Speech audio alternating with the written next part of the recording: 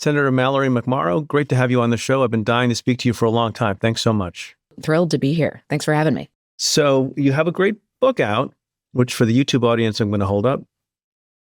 Hate Won't Win. Is that in the frame? Find your power and leave this place better than you found it. Before we get to that, given the timing of the book and some reports that I've read, if you would like to make an announcement on this very, very important podcast, Stay Tuned with Preet, about your political future in the state of Michigan, the floor is yours. Oh, thank you. Nothing official to announce just yet, but I have been very seriously exploring running for the U.S. Senate, and there will be an announcement very soon. Okay. All right. I will note for the record, for people who can't see, that you are smiling in a positive way at that question. So you have been called for some time since that viral moment that I mentioned in my intro, a rising star. How does it feel to be called a rising star for so long? At what point do you want to have risen?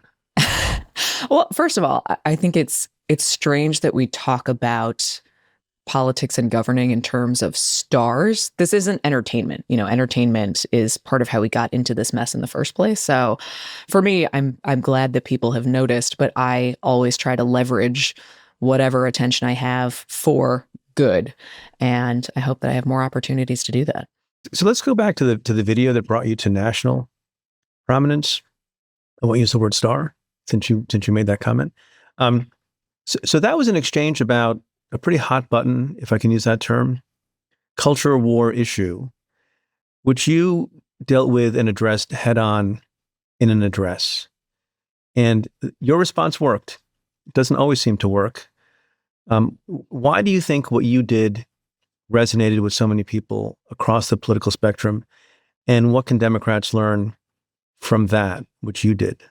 So in that response, and to kind of set the stage a little bit, I wasn't sure I was going to respond initially. I was in the midst of thinking about whether or not I was going to run for re-election. I'd been drawn into a primary with a Democratic colleague of mine. And after being completely blocked from moving any legislation in my first few years, I was in a pretty dark place. I had already felt like I had let all of my supporters down, everybody who donated or knocked doors. And then this happened. A colleague accused me by name of effectively befriending children for the purpose of molesting them. Let's just call it what it is. And I responded thinking, this may be the very last speech I ever give in this chamber and my last speech in politics. So if I'm going to go down, I might as well go down swinging. And I wanted to talk directly to people who are in my position. I am not a member of the LGBTQ community.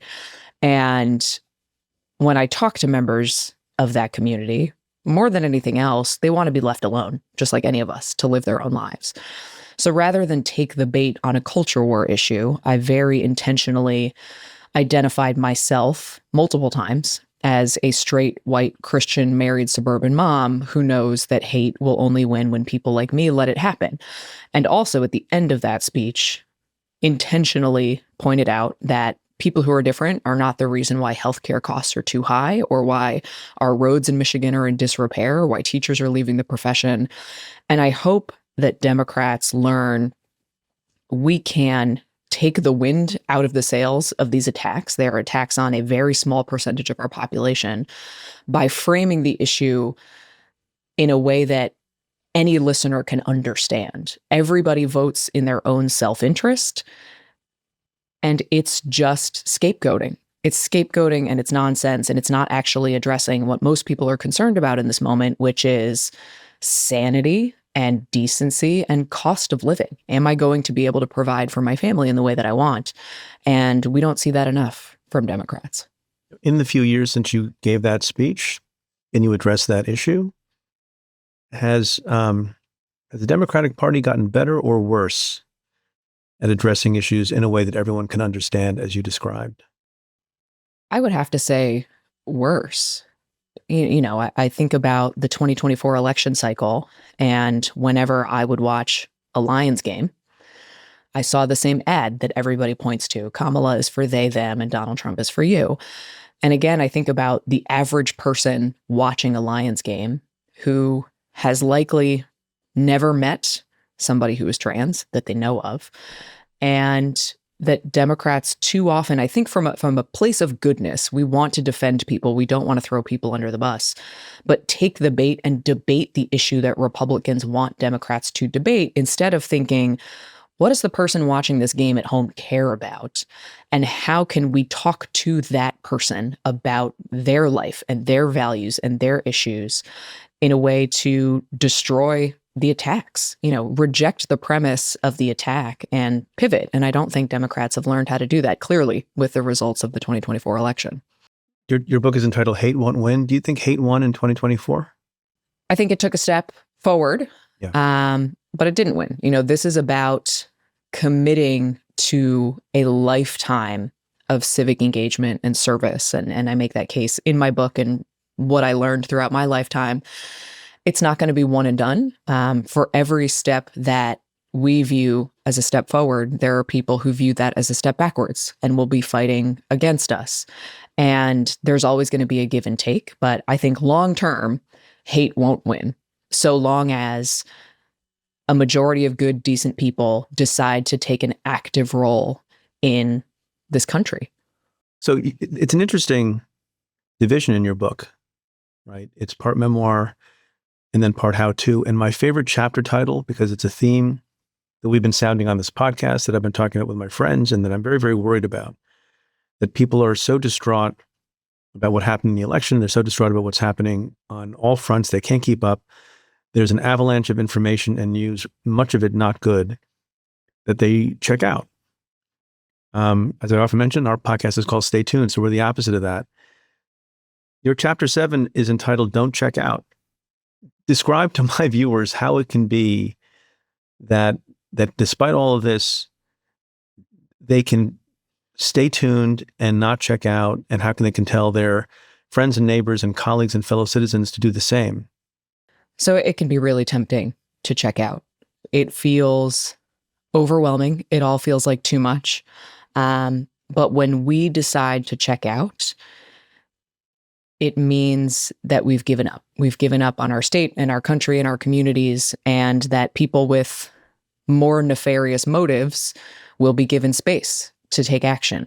I talk a lot in the book about the neighborhood that I grew up in, which is, a 250-year-old village in rural New Jersey that was vibrant and lively when I was growing up, largely because of my mom and her neighbors who actively created a community, whether it was yard sales or hay rides in the fall or, events at the volunteer firehouse. And now that I go back and visit as an adult, I see a town in disrepair. I see a lot of the houses that are falling apart. I don't see the type of vibrancy that I saw growing up. And I think that that's a perfect metaphor for what happens when we check out.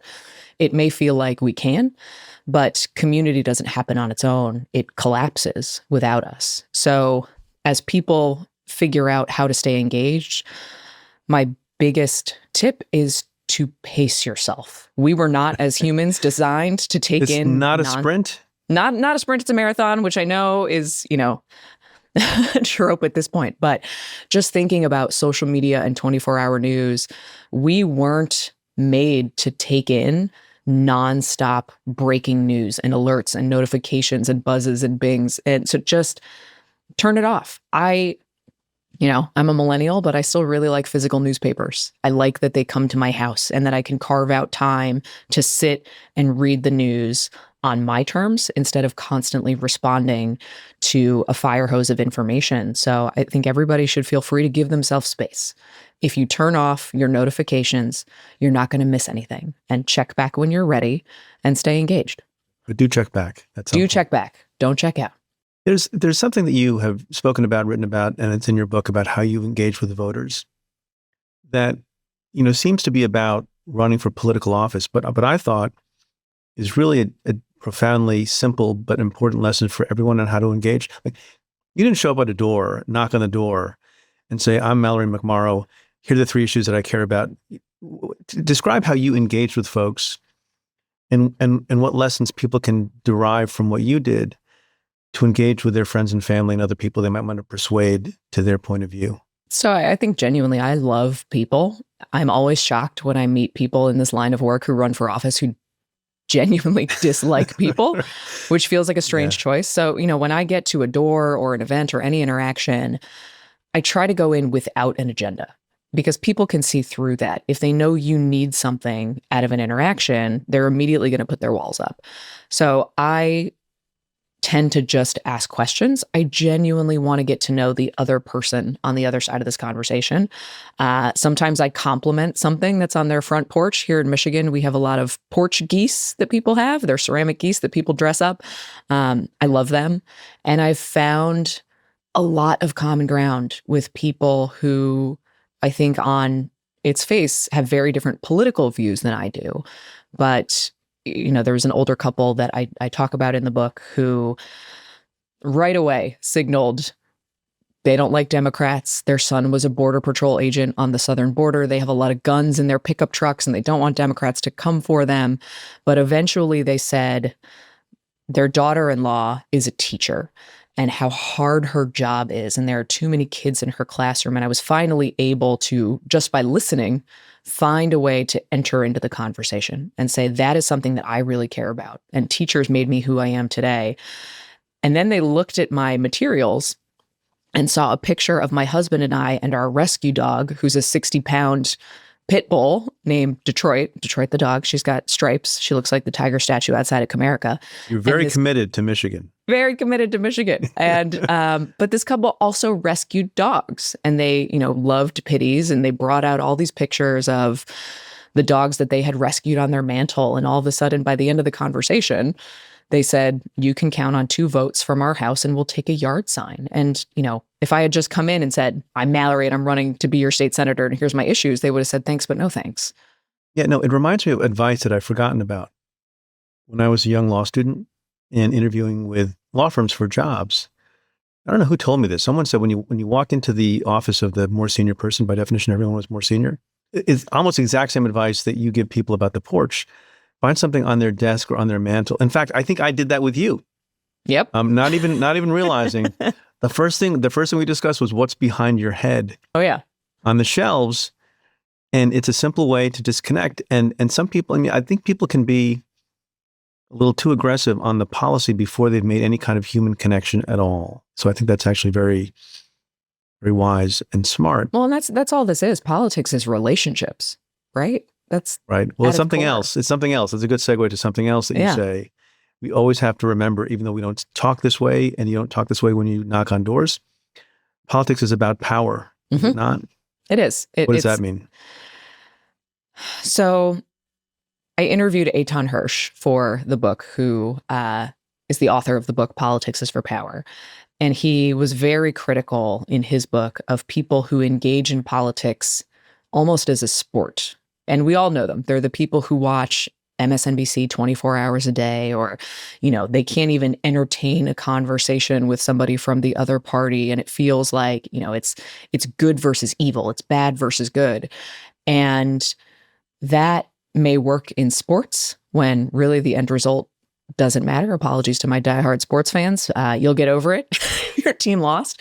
But this isn't a game. Politics isn't a game. So the more time you spend engaging in the sport of politics, the less time you're actually reaching out to people who may not always see eye to eye with you and building the majority coalition to move policy. It's a numbers game at the end of the day. You need a majority of people to agree with you to be able to move policy forward that will benefit your community in the way that you envision.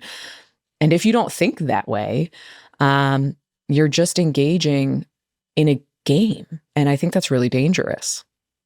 But the power part is important because it's not just to have, the opportunity to speak your mind about something and have the high ground. To me, when you talk about power, it means also compromise and having coalitions. And sometimes you have to, look, it is better now to be in the majority in the state Senate than otherwise if you're in the majority. Do you think people die on hills that they shouldn't die on because they don't understand that it's about power and about getting the policies you want enacted?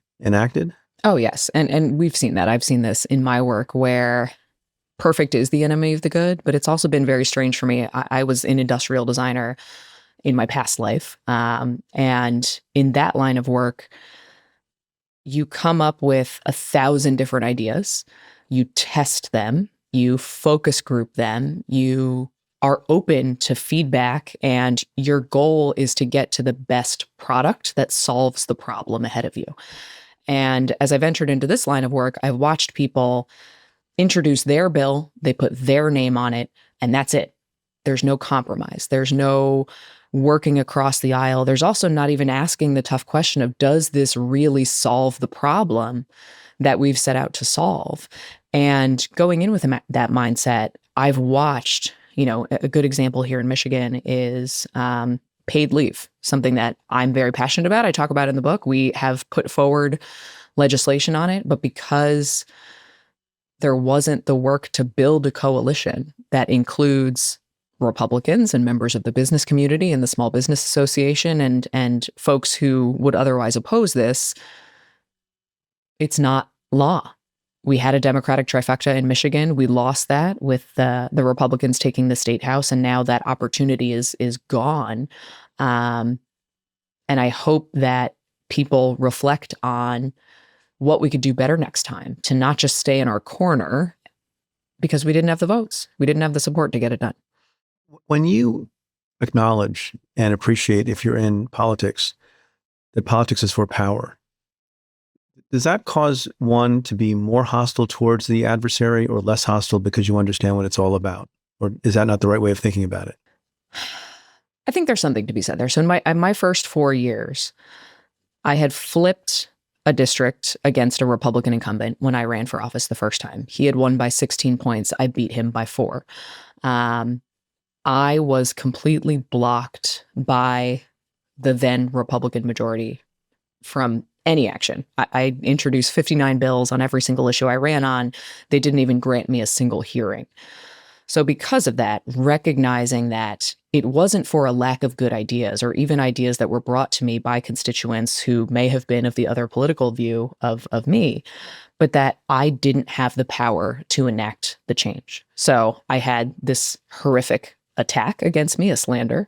And instead of just letting that be a viral moment, I used it, and we opened a PAC and we raised over $2.5 million to help state Senate candidates across the state, and took control of the state Senate for the first time in my lifetime for my party to enact the change that we wanted to enact. So for me, that was about understanding the power dynamics, understanding what was standing in the way, and changing them to benefit my constituents. We'll go back to message for a moment, because your book is called, very hopefully and optimistically and idealistically, Hate Won't Win.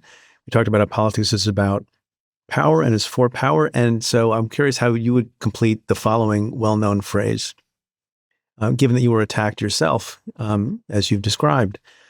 When they go low, we take power. It's pretty good. Unashamedly and unabashedly. Yeah. Because I one of the things that I thought about a lot in how I was going to respond was I had written a version of that speech originally that was about what the Republicans had done. This was in the middle of Lee Chatfield, who was our then Speaker of the House, a Republican, who had just been accused by his sister-in-law of grooming and raping her starting when she was 15. It was an ugly time in Michigan. And I started writing about that in my speech. And I recognized pretty quickly that if I made the speech about Republicans are doing this and I'm a Democrat standing up and calling out hypocrisy on the other side of the aisle, that nobody would listen or care, and decided to scrap all of that and make it about myself and how I was raised and who my mom was and, what Catholic values and Christianity meant to me, to say, no, this is on us to do something different. So how do you think the Democrats are doing at this moment in their semi-powerless situation? They don't have the House, they don't have the Senate, they don't have the White House. They don't have a lot of state legislatures. Care to comment? It's not going great. I mean, it is. Is that inevitable? I mean, is there blame to be placed at their feet, or is it just the nature of what we've been talking about? They just don't have power. How much can they do? I do not accept the response. And we've seen some of our current Democratic leadership on the federal level say, well, we can't do anything about it because we're out of power. That is ridiculous. Something that I learned, and I didn't know this right away, but this is sort of what I allude to in the book, is I learned how much power I had even when I couldn't pass legislation. I learned how much power I had in telling stories and elevating people's stories and using my voice and standing up and talking directly to people to very bluntly tell people what was standing in our way of the progress we wanted to make, and also very clearly articulating what it was we wanted to do. One of my big issues is gun violence. I lost a friend, the older brother of one of my best friends, in the Virginia Tech shooting. So it's deeply personal, and has been for most of my life. And that was the through line in the book, to talk about, we took power in part to finally act on gun violence in a way that the state hasn't in my entire lifetime. And I wish federal Democrats in this moment would do more of that. Level with people, treat people with respect. Don't just stand behind a podium and say, we're fighting for you, and then text a headshot of yourself with 5 paragraphs asking for $5 in donations. It just comes across as so disingenuous and patronizing to people. Instead of, what I try to do is level with people to say, we all have to participate. We're all in this together. No Democrat in elected office can do it themselves, but here's what we can do if we work together. Okay. So you won't announce on this program. I get that. I respect that. But let's say you do run. I'm sure you've thought about what you might run on. What are the 1, 2, or 3 most important issues for the people of Michigan, the people of the country, for a United States Senator from that state? For us, we have to reclaim the American dream. And the way that I think about it is the new American dream. I am a millennial. I am a member of the first generation to do worse than our parents. I graduated from college from Notre Dame with tens of thousands of dollars in student loan debt right into the recession. As a car designer, I interned as a car designer and then found myself with no job. I applied to more than 300 jobs. I lived in the back of my car. I had no health insurance. I have ADHD, so that was left untreated, which made it harder to get a job. And what we are missing across the board right now is that people do not believe that there is an American dream available to them, that you can do all the right things. You can work hard, you can go to school, you can play by the rules, and you still can't afford a house. You still can't have kids. You still can't have the career that you wanted.